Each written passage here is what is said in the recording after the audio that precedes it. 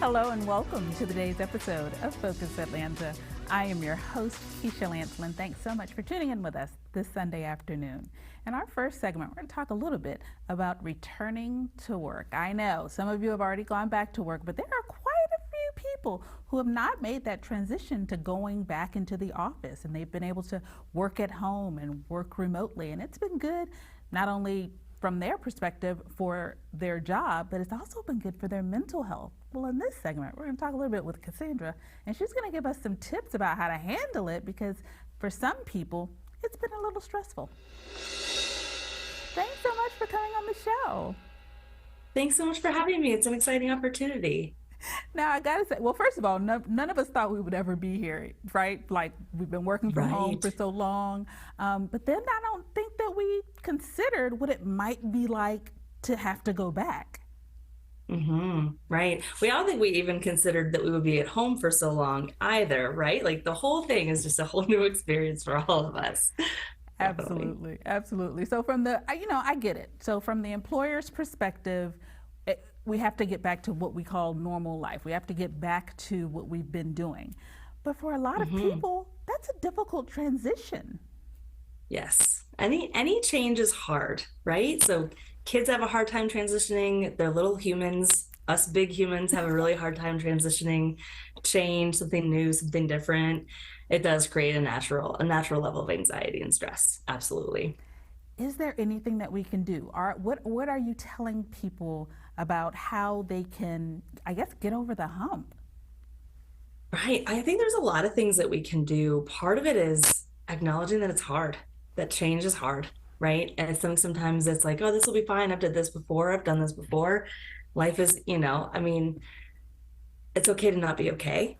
And it's okay that things are hard, right? And sometimes just that acknowledgement, that acceptance of the struggle can help alleviate a lot of expectation, which creates a lot more stress, right? Okay. If I'm supposed to be okay, but I'm not, then there's some dissonance there, right? There's a conflict where this is hard. It's allowed to be hard.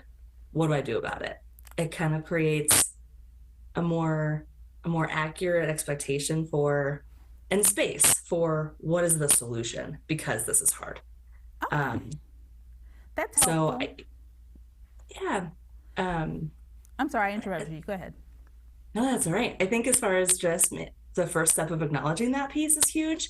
Using your support, knowing yourself well. I think knowing yourself well and knowing what your personal struggle is, the same thing can be hard for everybody for very different reasons, right? Part of it is I don't want to change my routine. Part of it is my kids know my routine. They know I'm home and it's nice to be at home with them. I get to do some laundry on my lunch and, pop between, there's lots of different things as far as what exactly is hard about it. And then you can use the resources or identify the resources that you need to support that difficulty. Using your support system, friends, family, coworkers, your peers who are in the same company, they know it's like that experiential shared experience that we all know. You know this person and that person. So when you say, oh, so and so, oh yeah, no, I know, I can see that, right? Like there's an understanding shared piece there. So, just being able to have those conversations, I think, is really important. Excellent. Of course, as a therapist, I'm a marriage and family therapist by trade. I'm going to say use therapy. That's kind of what it's for. It's an objective platform where I don't know the people in your life. I don't know who these folks are. And you can say whatever, and I have no context and there's no judgment.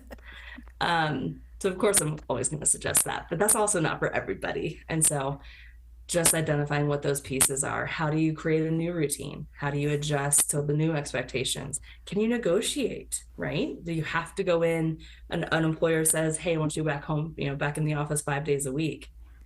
Is there a discussion about this? Is it possible we can talk? Like, maybe we all just go in on Wednesdays or we go in on one specific day so we can collaborate, interact, have that social connection and